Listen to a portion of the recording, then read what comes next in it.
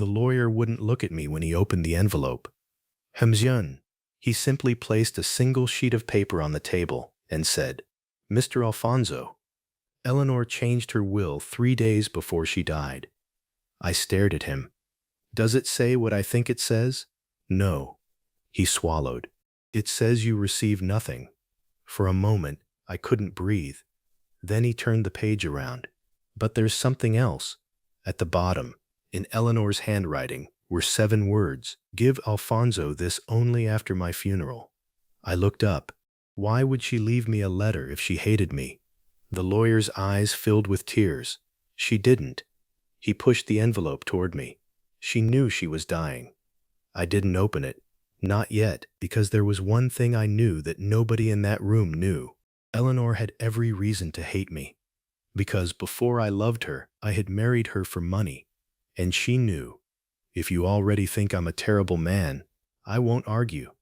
5 years earlier, I was 38, broke, charming, and very good at convincing women that I was exactly what they needed. I didn't call myself a gold digger. I called myself a survivor. There was a difference. At least, that's what I told myself. My father disappeared when I was 9. My mother spent years working 2 jobs. We moved so often that I stopped memorizing addresses. I learned early that money didn't just buy nice things. Money bought time, security, choices, the ability to say no.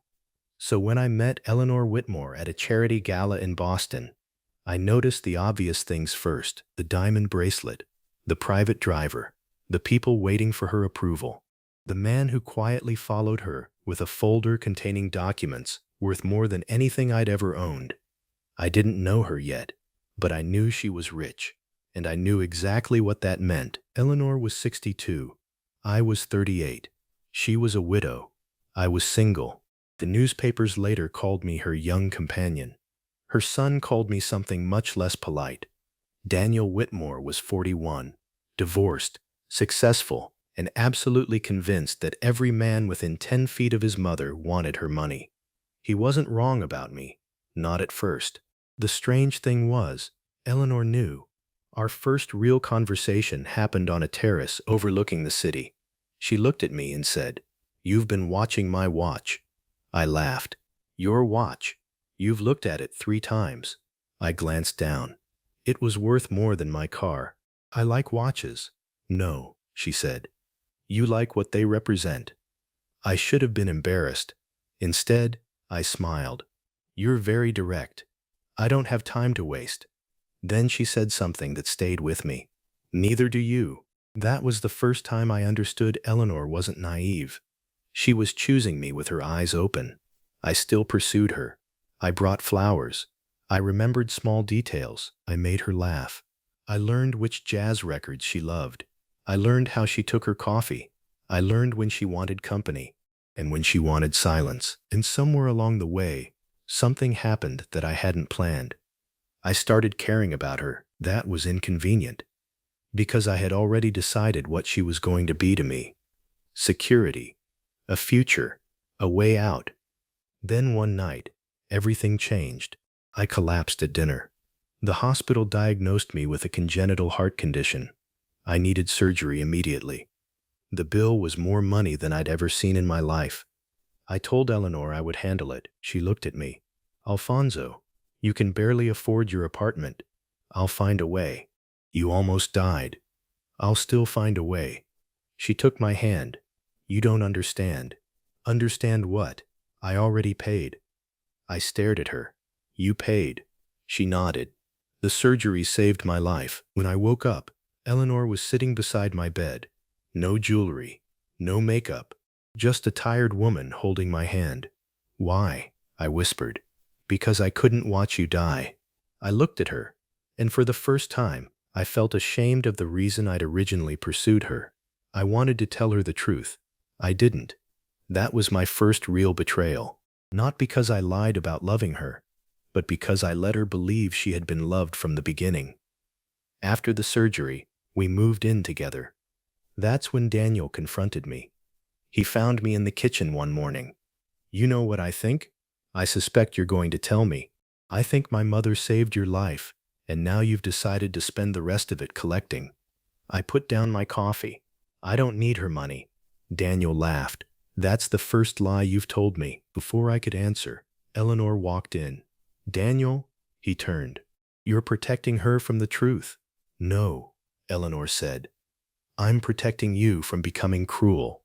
Daniel left. I watched him disappear down the hallway. Eleanor sighed. He loves me. I know. He doesn't trust you. I know that too. She looked at me. Do you trust yourself? I couldn't answer. That night, I found an envelope on my desk. No return address. Inside was a photograph. Eleanor, 25 years younger, standing beside a man I had never seen. On the back was a handwritten sentence. He didn't love her either. I stared at it. Then I heard Eleanor behind me. Where did you get that? I turned. She had gone pale. Someone sent it. She took the photograph from my hand. Who? I don't know. She stared at the man in the picture. His name was Thomas. Your husband? No. She hesitated. My first mistake. That night, Eleanor told me Thomas had once tried to manipulate her into giving him access to her family's business. He had pretended to love her. He had studied her. Then he disappeared with confidential documents. Eleanor never saw him again. But someone else had recently started asking questions about Thomas. Someone inside her company. Her financial advisor, Richard Cole. I'd met Richard several times. He was polite, quiet, almost forgettable. But now I remembered something. At the charity gala where Eleanor and I first met, Richard had watched us from across the room, and he hadn't looked surprised. He had looked interested. The following week, strange things began happening. A document disappeared from Eleanor's office. Her foundation account showed a payment she didn't recognize. A sapphire necklace vanished from her safe and reappeared 2 hours later. And one night, I saw Richard leaving Eleanor's study. He stopped when he saw me. Working late? I asked. He smiled. Some things are worth staying late for. Then he walked away. I watched him disappear down the hall. I didn't know it then, but Richard had just made the first move in a game that had been planned months before I ever understood I was playing. 3 weeks later, Eleanor stopped sleeping. I noticed because I started finding her awake at 4 in the morning. Sometimes she stood by the window. Sometimes she sat in her study surrounded by documents. And once I found her crying. She wiped her face immediately. I'm fine. You're not. She smiled. I've survived worse. What's happening? She didn't answer. Then she said, Do you ever wonder what people would do if they knew they could take everything from you? I thought about my childhood. Yes. She looked at me. That's what I'm afraid of. The next morning, Daniel arrived unexpectedly. He closed the study door behind him. We need to talk. About Richard. I froze. Daniel placed a folder on the desk. My mother doesn't know this. Know what? Richard has been moving money through shell companies. How much? Enough to destroy her foundation. Mil skuhadawising. I opened the folder. There were transfers, invoices, companies I had never heard of. But then I noticed something. One of the companies had my name on an internal payment record. My stomach dropped. What is this? Daniel looked at me. I don't know. That afternoon, Eleanor's attorney arrived. He brought another folder. Inside was a bank statement, a payment of $250,000 from a company connected to Richard into an account connected to me. I stared at it. I never received this. The attorney said nothing. Eleanor looked at me. Alfonso, I didn't. I want to believe you. That sentence hurt more than an accusation. Then believe me. I don't know how. I stepped closer. You know me. Her eyes filled with tears. That's exactly what I'm afraid of. Then Daniel entered. He looked at the document. His expression changed. This isn't real. Everyone turned toward him. What? The transfer is real, Daniel said. But the account isn't. I stared at him. What does that mean? It means someone created an account using Alfonso's identity. The room went silent. Then Daniel said, Someone wants Mother to think he betrayed her. I looked at Eleanor. She wasn't looking at Daniel. She was looking at me, and I knew why. Because there was something I had never told her, the truth about how our relationship began. Richard had discovered it, and he had used it. That night, Eleanor confronted me. "Were you ever with me because of my money?" I could have lied. I almost did. Instead, I sat down. Yes. Her face changed. Not anger, pain. How long? At the beginning. And after? I don't know when it changed. She looked away. "You should have told me." I was afraid. Of what? That you'd stop loving me. She laughed bitterly. I could have forgiven a man who wanted my money. She looked at me. I can't forgive a man who made me believe I was loved when he wasn't sure. I had no answer. She left the room. I thought that was the end. It wasn't. Because the next morning, Richard called Eleanor's attorney. He claimed to have found a handwritten note in my office. The note said, "Once Eleanor signs the final transfer, I'll leave." It looked like my handwriting. It even contained a private phrase I had used with Eleanor. But I hadn't written it. Richard had. And he had one more weapon. He gave Daniel evidence suggesting that I had been secretly meeting with Thomas's son. Daniel believed it. For the first time, he and I stood on opposite sides. He told Eleanor, "Mom, you have to choose." Eleanor looked at him. "Choose what?" "Your safety." Then she looked at me. I knew what she was thinking. She had been betrayed before. Now she had a younger man who admitted he had once pursued her for money, and suddenly every fear she'd spent 40 years burying had come back. That evening, Eleanor changed her will. I didn't know what she wrote. I only knew she had signed it. Then something unexpected happened. She collapsed. Her doctor said her heart condition had returned. She needed rest, but Eleanor refused to stop working. "I have one thing left to finish," she said. "What?" She smiled. "You'll know when it's done." 2 days later, Richard disappeared. His office was empty. His phone was off. His house had been cleared. Daniel and I finally understood. We had been fighting each other while Richard was escaping. We searched the financial records, and that's when we found the truth. Richard hadn't been stealing money for himself. He had been moving it into accounts controlled by a private trust, a trust created 25 years earlier. The same year Eleanor had met Thomas. The same year Thomas disappeared. And the beneficiary of that trust? Richard Cole. But there was something else. A second beneficiary. Thomas's daughter. Eleanor had never known she existed. Richard had been using the woman's identity for years. And suddenly everything made sense. Thomas hadn't disappeared because he had failed to steal Eleanor's fortune. He had disappeared because Richard had taken over the scheme. Richard had spent decades waiting for Eleanor to become older, waiting for her defenses to weaken, waiting for the perfect man to enter her life. And when I appeared, he realized he had found the perfect weapon. A gold digger, a man with a suspicious past, a man whose mistakes could be turned into evidence. Richard didn't need to invent a villain. He only needed me. We found Richard 3 days later. He was at a private marina outside Boston. He didn't run. He was waiting. When Daniel confronted him, Richard smiled. "You finally understand. You destroyed my mother's life." "No." Richard looked at me. "Your mother destroyed it herself." Eleanor stepped forward. "You're finished." Richard's smile disappeared. "You still don't understand." "I understand enough." "No," he said. "You spent your entire life believing men betrayed you because of money." He pointed at me. "But this one betrayed you for something much more dangerous." Eleanor looked at me. Richard continued. "He wanted to become the man you needed." I said nothing. "That's why I chose him." Eleanor's face hardened. "You chose nothing." "Oh, I did." Richard looked at me. "I knew about your debts. I knew about your medical condition. I knew you had originally pursued Eleanor because of her wealth. I knew exactly how much you hated being poor." He smiled.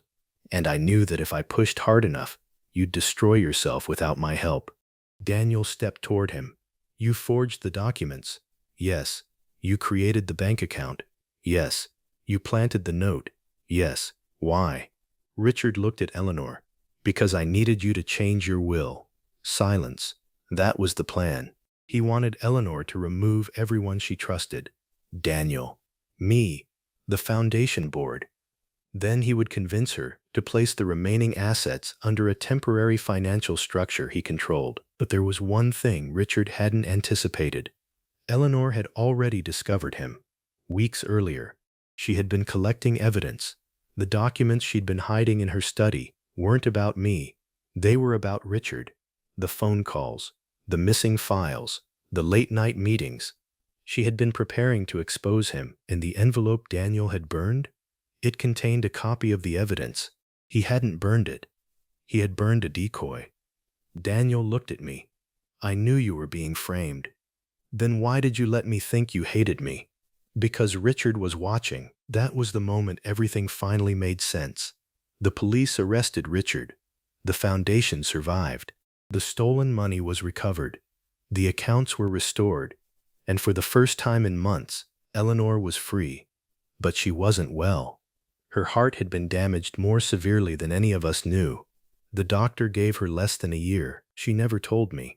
Instead, she started preparing. She sold the mansion. She moved into a smaller home near the ocean. Daniel began spending more time with her, and I stayed away. Not because I didn't love her, because I finally understood that loving someone sometimes means refusing to take what they aren't ready to give. 6 months later, Eleanor asked me to meet her on the beach. She looked tired, but peaceful. I changed my will again, she said. I don't want your money. I know. Then why? She smiled. You'll understand. I took her hand. I'm sorry. For what?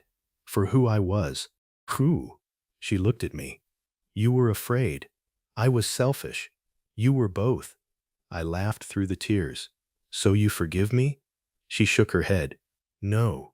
My heart sank. Then she smiled. I don't forgive you yet. Yet. I'm saving that for later. Those were the last words she ever said to me in person. 3 weeks later, Eleanor died peacefully in her sleep.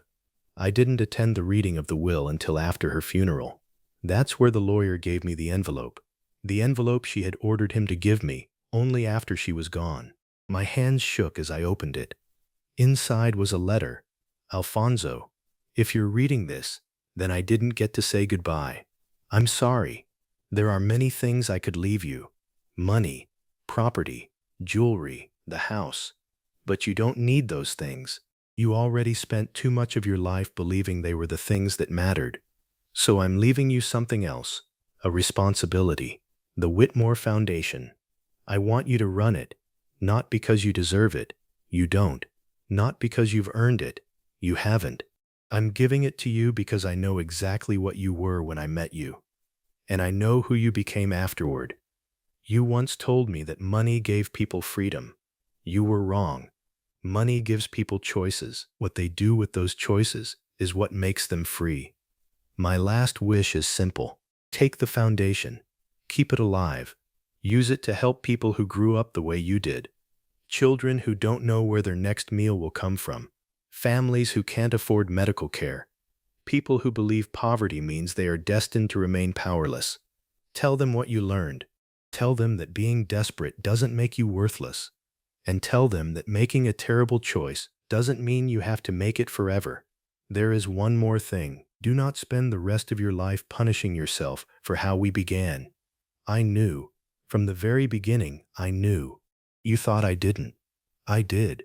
I simply wanted to know whether a man who came for my money could learn to stay for me. You did. Too late for us, but not too late for you.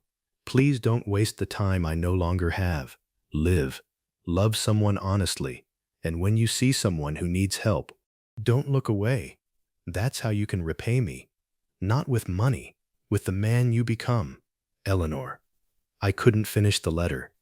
I put it down and cried like I hadn't cried since I was a child. Daniel sat beside me. For a long time, neither of us spoke. Then he said, She knew. What? She knew you'd do it. Do what? Stay. I looked at the letter again. The next morning, I signed the documents. I accepted responsibility for the Whitmore Foundation. but I refused to put Eleanor's name on anything that could make me look important. The foundation stayed hers. I became its director. For the next 10 years, we funded heart surgeries for people who couldn't afford them. That was Eleanor's first request. Then we built a housing program for single mothers. That was her second. Then scholarships. Then medical clinics. Every time someone asked why I did it, I gave the same answer. Because someone once saved my life. They usually assumed I meant the surgeon. I didn't. The surgeon saved my heart. Eleanor saved the man attached to it. Years later, I returned to the beach where we had said goodbye. I brought the antique clock she had given me. I placed it beside the water, and for the first time, I understood what she meant. Time isn't valuable because it lasts. It's valuable because it ends. I spent years chasing money because I was terrified of losing everything. Then I met a woman who had everything and was terrified of losing the ability to trust. We both had the same fear. We just called it different names. I betrayed Eleanor before I understood what she meant to me. Richard tried to destroy us because he understood exactly how dangerous that truth could be. And Eleanor, she died knowing I had finally become the man she hoped I could be. Not the man she married. Not the man who lived in her mansion. Not the man who wanted her money. The man who stayed after there was nothing left to take. I used to think the saddest part of our story was that Eleanor died. I was wrong. The saddest part would have been if she had died believing I never changed. She didn't. She left this world knowing, and that's why I kept my promise. I didn't inherit her fortune. I inherited her last wish, and I intend to spend the rest of my life fulfilling it. So tell me, if you were Eleanor, would you have forgiven Alfonso after discovering that he originally pursued you for money, or would you have walked away the moment you learned the truth? And if someone you loved left you one final request before they died, would you have the courage to fulfill it, even if it broke your heart, even if it broke your heart, even if it broke your heart?